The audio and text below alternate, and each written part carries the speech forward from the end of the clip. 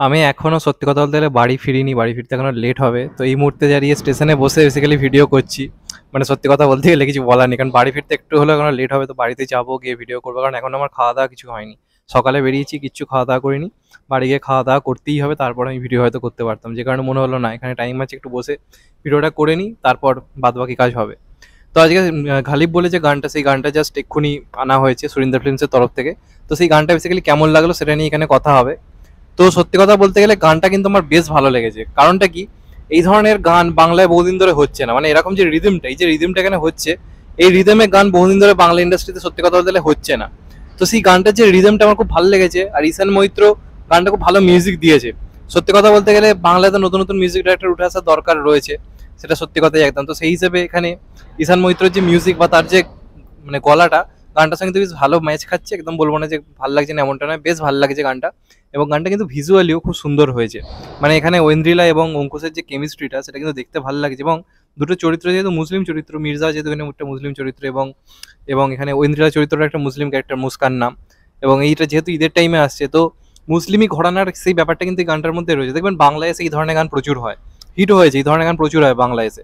তো যে কারণে গানটার মধ্যে সেই একটা সেই মুসলিমি আর কি ফ্লেভার গানটার মধ্যে রাখা হয়েছে, যেটা কিন্তু খুব সুন্দর শুনতে লাগছে।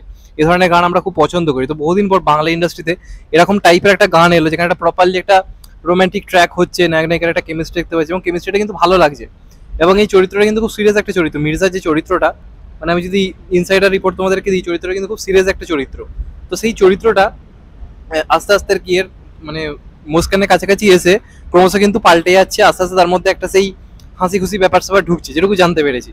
তো সেই হিসেবে এই গানটা কিন্তু সিচুয়েশনটার সঙ্গে খুব ভালোভাবে কিন্তু ম্যাচ করছে, মানে সত্যি কথা বলতে গেলে। তো যে কারণে কিন্তু গানটা এক কথায় মানে দেখতে এবং শুনতে উভয় কিন্তু ভালো লাগছে। এবং গানটা খুব ভালোভাবে শ্যুট করা হয়েছে। মানে এখন দেখবেন বিভিন্ন সময় কি আমরা ভালো কমার্শিয়াল সিনেমার গান যখনই হয়, তখন বেশিরভাগ ক্ষেত্রে দেখি বিদেশে গিয়ে গানটা বেসিক্যালি শুটিং হচ্ছে। মানে এরকম ভাবেই আর কি শ্যুট করা হয়ে থাকে, বিদেশ বিদেশে গিয়ে। খুব একটা আমরা রুটেড কালচারটাকে রেখে গানের শ্যুট খুব একটা দেখতে পাবেন না। তো এই গানটার ক্ষেত্রে কিন্তু সেই রুটেড কালচারটাকে বজায় রেখে, কারণ দেখুন এখানে নায়িকা যে চরিত্র, সেও খুবই সাধারণ একটা পরিবার থেকে বিলং করে, হিরো চরিত্র একটা সাধারণ পরিবার থেকে বিলং করে। যে কারণে কি হবে, মফস্বল এরিয়ার যে মানুষজন, সাধারণ যে মানুষ, তারা কিন্তু গানটার সঙ্গে খুব ভালোভাবে কিন্তু রিলেট করতে পারবে। এটা এই গানটার একটা বিরাট কিন্তু পজিটিভ দিক। যে কারণে দেখবেন এই যে কেমিস্ট্রিটা বহু লোকের পছন্দ হবে, বহুজন কিন্তু গানটাকে শেয়ারও করবে। মানে গানটা কিন্তু বড়সড় হিট হবে। যেহেতু সুরিন্দর ফিল্মসে এসছে, তো স্বাভাবিকভাবেই গানটার রিচটা অনেকটা বেশি হবে বলে এটা আমার ব্যক্তিগতভাবে মনে হয়। তো এমনিতে গানটা দেখতে শুনতে ভালো লাগছে। মেন স্ট্রিম কমার্শিয়াল সিনেমা এরম গান বহু বছর হচ্ছে না। তো সেই হিসেবে বলতে গেলে এটা একটা ওয়েল অ্যাটেম্প্ট। অনেকদিন পর এরকম একটা মানে লুপে শোনার মতো গান সত্যি কথা বলতে গেলে এসছে।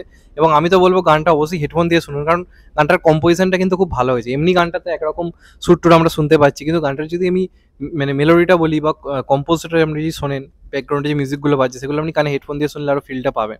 তো একটা মেন স্ট্রিম কমার্শিয়াল সিনেমায় যে ধরনের গান হওয়া উচিত, যে ধরনের গান আমরা পছন্দ করি, তো সেই সব কিছু কিন্তু এই গানটার মধ্যে রয়েছে। অঙ্কুশদাকে দেখতে বেশ ভালো লাগছে, ঐন্দ্রিলাকেও ভালো লাগছে। এবং একটা সিনেমার ট্রেলার ফেলার আসার আগে বা সিনেমা রিলিজের আগে একটা গান দরকার, যে গানটা ইউথদের মধ্যে একটা কি বলবো আলোড়ন তৈরি করতে পারবে।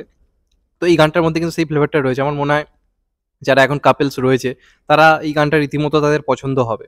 কারণ গানটার লিরিক্স বলি, গানটার ভিডিওটা বলি, খুব সুন্দর হয়েছে। এদের দুজনের কেমিস্ট্রিটা খুব ভালো হয়েছে। এবং আশা করবো সিনেমার যে স্টোরি বা সব কিছুই খুব ভালো হবে। তো প্রথম গান আমি বলবো বেশ ইমপ্রেসিভ হয়েছে, একটা রোম্যান্টিক ট্র্যাক যেমন হওয়া উচিত। এবং অঙ্কুশের লুকটা খুব সুন্দর লাগছে। তো দেখা যাক ফাইনালি এর পরে গানগুলো কেমন হয়। প্রথম গানেই বলবো বেশ ইমপ্রেসিভ হয়েছে। গানটা কিন্তু শুনতে দেখতে খুবই ভালো লাগছে। এবং একবার শুনে দ্বিতীয়বার শুনবো না এরকম কিন্তু নয়, গানটা আপনার বেশ কয়েকবার শুনতে সত্যি কথা বলতে গেলে ইচ্ছা হবে। অন্তত আমার তো সেরকমই ফিল হলো গানটা শোনার পর। কাল টিজার এসেছিল, টিজার শুনে আমার মনে হয়েছিল গানটা ভালো হবে। তাই যে পুরো গানটা শুনে আমার কিন্তু বেশ ভালো লাগলো। তোমাদের কেমন লেগেছে কমেন্ট করে জানাও। আর চ্যানেলটা নতুন হলে চ্যানেলটাকে সাবস্ক্রাইব করে দিও and get the bell icon. ভালো থেকো সবাই, টেক কেয়ার, নমস্কার। আবার দেখা হবে। এখন তো বাই, সবাই ভালো থেকো, সুস্থ থেকো, নমস্কার, টেক কেয়ার, আবার দেখা হবে।